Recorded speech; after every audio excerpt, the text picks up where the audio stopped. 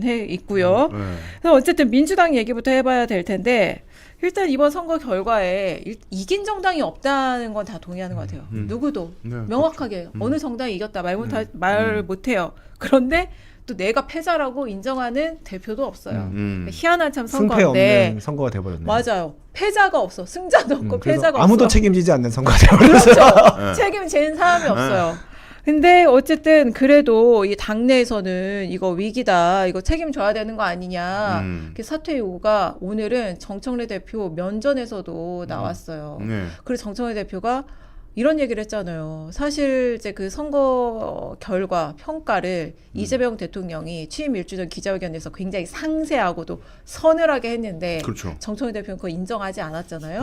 근데 오늘 이제 광주 최고위원 회의에서 이제 그 후폭풍이 시작이 됐습니다. 저희가 영상 준비했는데 영상 먼저 보시고 얘기 이어가시죠. 네.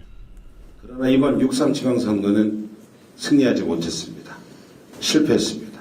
이길 수 있는 곳, 전선에 안 되는 곳에 저를 포함한 또 당대표를 포함한 지도부 모두가 부족했습니다. 많은 분들은 뻔뻔한 지도부라고 이야기합니다. 그래서는 안 됩니다. 우리 지도부에 책임 있는 자세를 촉구합니다. 국민과 당원은 영원하지만 당권은 짧습니다. 우리는 이 사실을 결코 잊어서는 안 됩니다.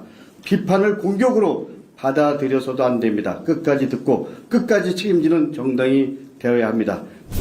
선거가 끝나면 평가는 필요합니다. 그러나 평가가 분열의 언어가 되어서는 안 됩니다.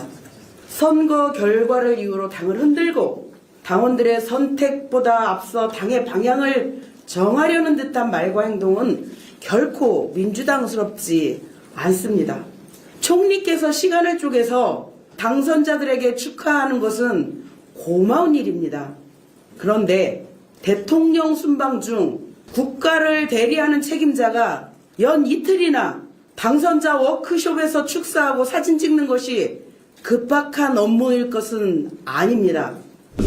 이재명 대통령께서 평소에 우리 간의 작은 차이가 상대방의 그것보다 크겠느냐 하시면서 단합 단계를 많이 말씀하셨습니다.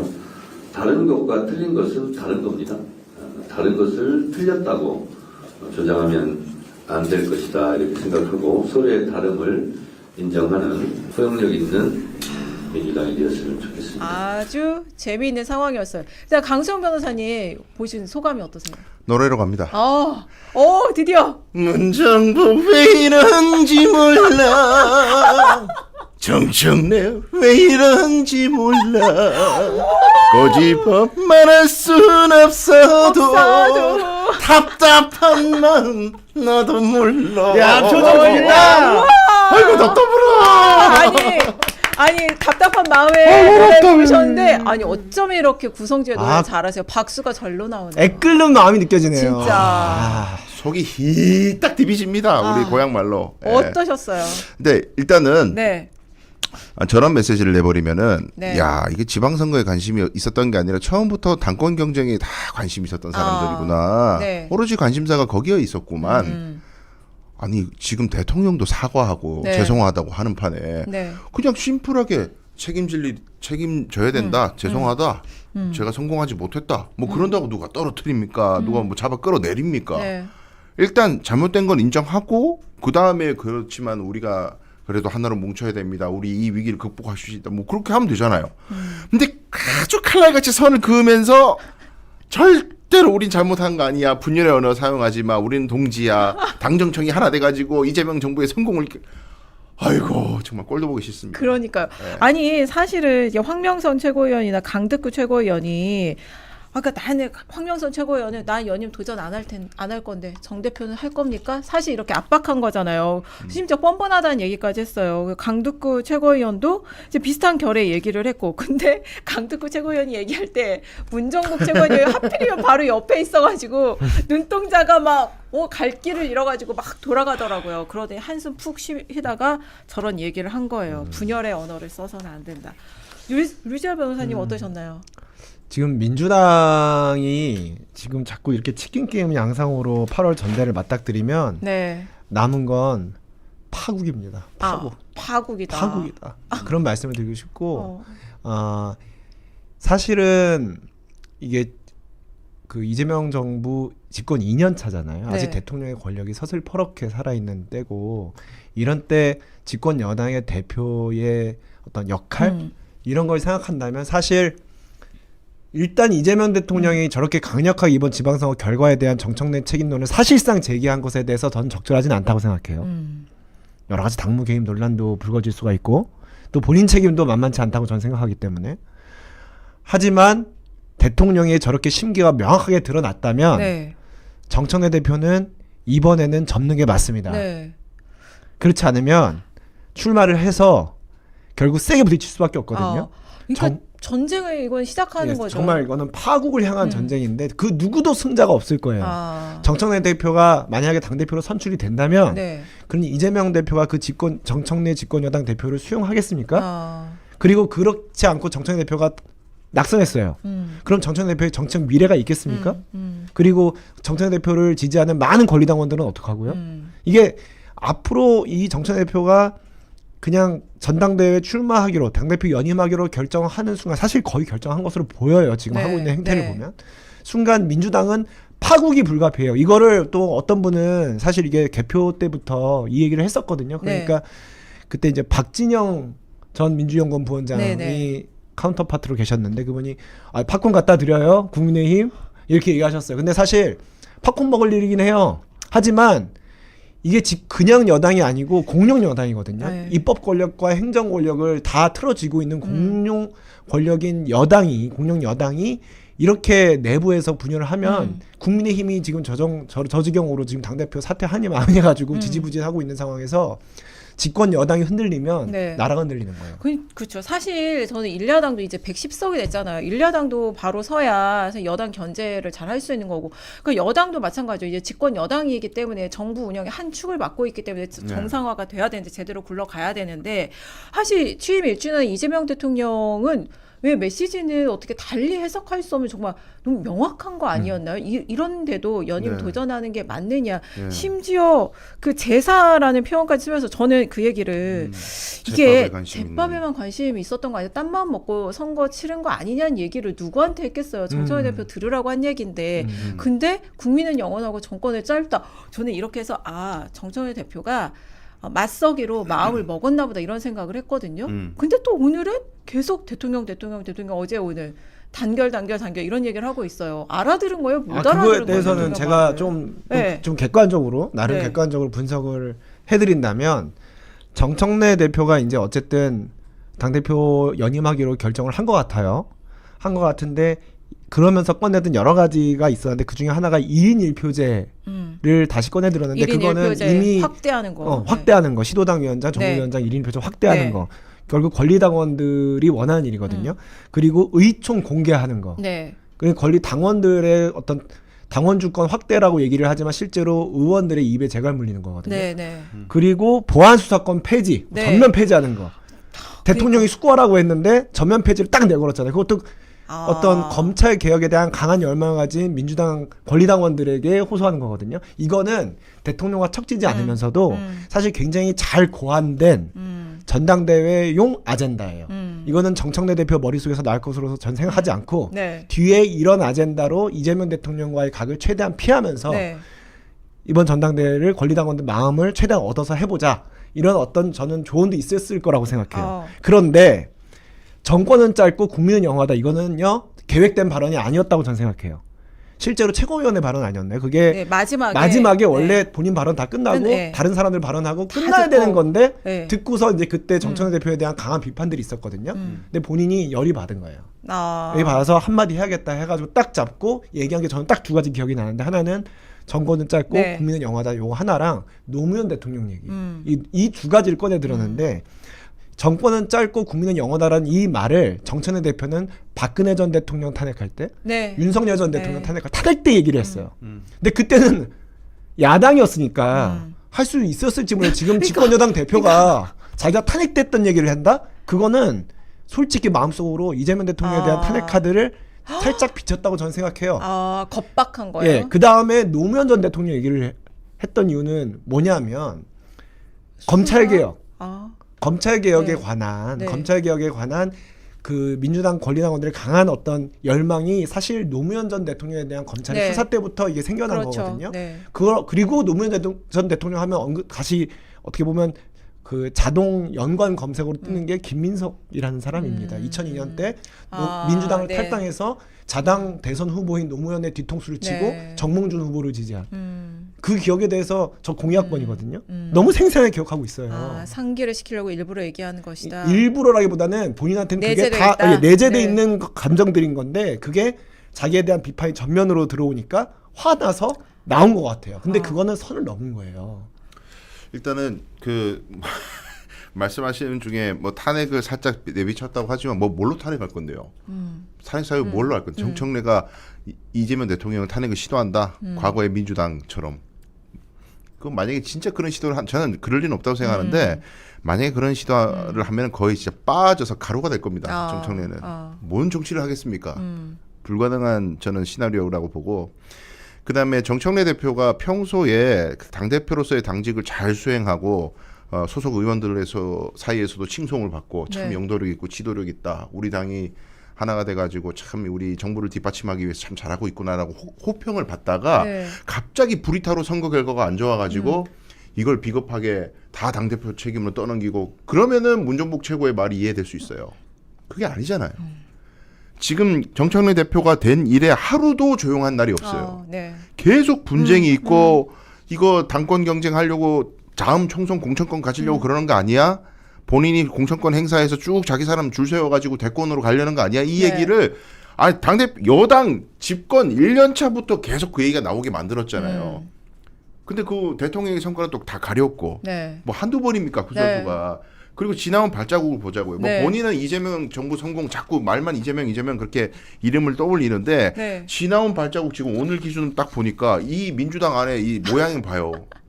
개판이에요, 개판. 싸움판이 벌어져갖고 난리야. 네. 근데 여기서 또 토론은 또 실종돼요. 네. 소속 의원들은 아니 이 평론계는 싸워요. 저 같은 사람들은 싸우는데 소속 의원들은 다들 유튜브 눈치 보고 있어요. 말 한마디 잘못했다가 저 거대 유튜브 유미디어에서 한번 잡혀 찍혔다가는 당원들한테 찍히는 거고 안 그래도 지금 권리당원의 권리가 늘어나는데 난 그럼 유튜브에 어긋나면 내 정치 행보는 끝이야. 민주당에서 정치 못해. 이 꼴을 만들어 놓고 아니 정부 입장에서는 청와대 입장에서는 국정 동력을 삼으려면은 여당이 조용하고 추진은 잘하되 내부 분쟁이 없어야 되잖아요. 관리만 하면 되잖아요. 네. 관리만. 네. 관리를 못 해갖고 이 지경이 된 거를 갖다가 네. 대통령이 언급을 못 하냐 이거예요. 이게 당무 개입이다?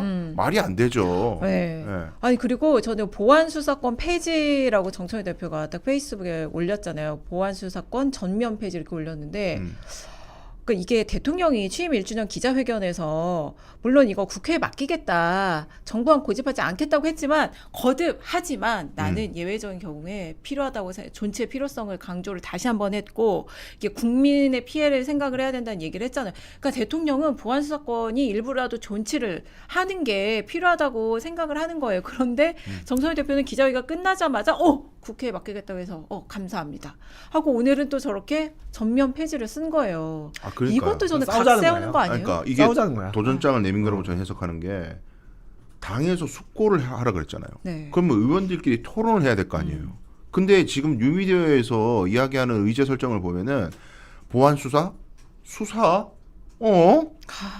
검찰주의자야? 그러니까 이게 나예요. 본인이 피해자가 돼봐야 알 거예요. 진짜 이거는 형사 사건의 그렇죠. 피해자가 네. 돼봐야 알 억울한 거예요. 진짜. 고소인이 그러면 대박이야. 그러니까 보안 수사권을 완전히 폐지한다는 전제에서 그 생각할 수 있는 안이라면 그러면 그로 인해서 발생할 수 있는 부작용을 어떻게 보완할 건지 그 이야기는 없어요. 실종돼 있어요. 네. 그냥 무조건 검사는 수사권 뺏어야 돼. 그냥 논의를 단순화시켜요. 그리고 이거에 반하는 조금이라도 토다는 사람은 다 그냥 검찰주의자. 네, 네. 아니 이런 식으로 당을 토론을 증발시켜 놓고 자기가 메시지만 내버리면 그럼 의원들 이 거대 정당의 의원들은 왜 있는 거예요 도대체? 이 민주주의가 특히 민주당이 의원 수가 늘어나면 그만큼 생각이 다양해야 되거든요. 사람 숫자가 늘어나면 이 생각 저 생각이 다양하게 나와야 되잖아요. 그 공론장에서 토론을 치열하게 돼가지고 결론이 도출이 돼야 되는데 아니 이 당은 의원 수가 느는데 생각은 하나야. 권리당원 숫자도 폭발적으로 늘었대요. 답은 늘 정해져 있어요. 네, 권리당원 숫자가 늘면 뭐예요? 그 당원이 많은 만큼 생각도 다양하게 분출이 되도록 해야지. 하나를 만들어 놓고 나머지는 전부 뭐 수박이래. 그러니까 정청래 대표가 늘 당원 주권 하는데 지금까지 이게 그 진행을 해온 합당 문제나 네. 이제 던졌을 때도 그렇고, 그러니까 이게 민주적인가? 과연 이 과정이잖아요, 민주주의는 과정인데 과연 그런가 싶어요. 근데 저 이제 보안수사권 전면 폐지 9글자를 딱 이재명 대통령이 순방 중에 딱 봤다면 어땠을까요? 봤겠죠. 바뀌었죠. 어땠을까요? 그러니까 그 정권은 짧고 국민은 영원하다 아. 얘기를 들었을 때랑 비슷한 감정을 느꼈겠죠. 네. 그리고 이재명 대통령 스스로도 지금 뭐 일부 뭐 예를 들어 김어준 씨 같은 사람은 이게 친석대 친청의 대결이다 이렇게 네. 프레이밍을 해서 이재명 대통령 가급적 이제 빼놓으려고 하잖아요. 네, 왜냐하면 네. 지금 집권 초반인데 이재명 대통령이랑 직접 맞서는 모양새를 보이면 안 될 거 아니에요. 그래서 친석이라는 오묘한 프레임을 던졌는데 사실 네. 이재명 대통령 스타일은 또 그런 게 아니잖아요. 왜냐면 됐고 내가 직접 내 의사를 확실하게 표명을 했으니까 그러면 어떻게 하는지 보자. 이걸 본인이 직접 나섰단 말이에요, 사실상. 그래서 그랬는데 거기에 사실은 집권여당 대표라면 상당히 이제 뭐 위축되고 거기에 좀 이거 잘못하면은 정부가 파열음 나는 거 아니야 하면서 수위 조절할 거라고 다들 예상을 했는데 정청래 대표가 사실 더 들이받은 거죠. 그 네. 정권은 짧다 그걸 네. 한 번 들이받고 이번에 보안 수사권 전면 폐지로 2번 들이받고. 그러니까 저는 깜짝 놀란 게 국민은 영원하고 정권은 짧다 그거 가지고 정말 거의 모든 언론, 신문, 그 유튜브에서 다 해설을 막 해놨단 말이에요. 이거 전면전을 하겠다는 건가? 대통령에 대해서 이제 반기를 들었구나. 다 이런 해석이 나왔는데도 다 봤을 거 아니에요. 네. 그런데도 보안수사권 전면 폐지 이거를 또 쓴 거예요. 이게 의총이나 뭐 최고위원 회의에서는 이재명 대통령 뭐 보유국이다 우리는 뭐 이재명 대통령을 위하는 얘기를 저렇게 하지만 속으로는 다른 마음을 갖고 있을 수 있겠다는 생각이 들어요. 아니 그러니까 이게 거의 청와대 입장에서는 대통령을 희롱하고 농락하는 걸로 들리는 얘기예요, 저건. 대통령께서 명확한 메시지를 냈고 지금까지 해온 거에 대한 성적표를 지금 묻고 있는데 당 정청이 하나 돼가지고 이재명 정부의 성공을 돕겠습니다. 아니 어느 때나 할 수 있는 얘기를 예, 막 예, 예. 이게 뭐 출범 초기도 아니고 정부 출범 초기도 그렇죠. 아니고 그 당정청이 하나 되어서 할 수 없게끔 해온 지난 과오를 많은 사람들이 지적하고 있는데 마치 변함없이 계속 그래왔던 것처럼 저렇게 이야기하면 대통령 입장에서는 당신이 그거에 있어서 제대로 못한 점을 우린 지적하고 있지 않냐. 근데 이재명 정부의 성공을 위한 동안 아니 당신 내가 봤을 땐 총선 공천권에 관심 있는 것 같은데. 그렇잖아요. 네. 아니 그리고 아닌 말로 김민석 총리가 뭐 적입니까? 네. 민주당에 있는 사람이고 이재명 대통령 선대위원장이었잖아요. 그러니까 오늘 그 문정복 최고위원의 발언을 보고 깜짝 놀랐는데 김민석 국무총리 총리를 이제 공개적으로 비판하는 얘기가 그동안 당 최고위원 당 공식 회의에서 있었나? 지금 기억이 잘 나지 않더라고요. 근데 오늘 문정복 최고위원 완전 작심하면서 총리가 시간 쪽에서 당선자들 축하하는 거 고마운 일인데 대통령 순방 중에 이게 국가 대리한 책임자가 이틀이나 당선자 워크숍에서 축사하고 사진이나 찍는 게 급박한 업무냐. 이게 지금 전당대회 나가려고 당신 지금 그 국무총리로서의 해야 될 본업은 놔두고 선거운동하고 있지 이 얘기잖아요. 그러니까 아니 여봐 문정부 최고님 정청래 대표가 한 행동에 대해서는 비판 안 해요? 같은 잣대를 들이대면 어떻게 돼요? 그러니까 저거 보면 네? 저거 야당에서 나오는 얘기잖아요. 야당에서 그러니까, 국무총리를 비판할 때 저렇게 그러니까 하는 건데 깜짝 놀랐어요. 대통령께서 기자간담회 하는 날에 네. 뭐 혹은 순방 가는 날에 그 행보들 봐요. 정청래 대표 누구 만나고 호남 가서 뭐 임원태 당선자 만나고 그런 비판 안 해요?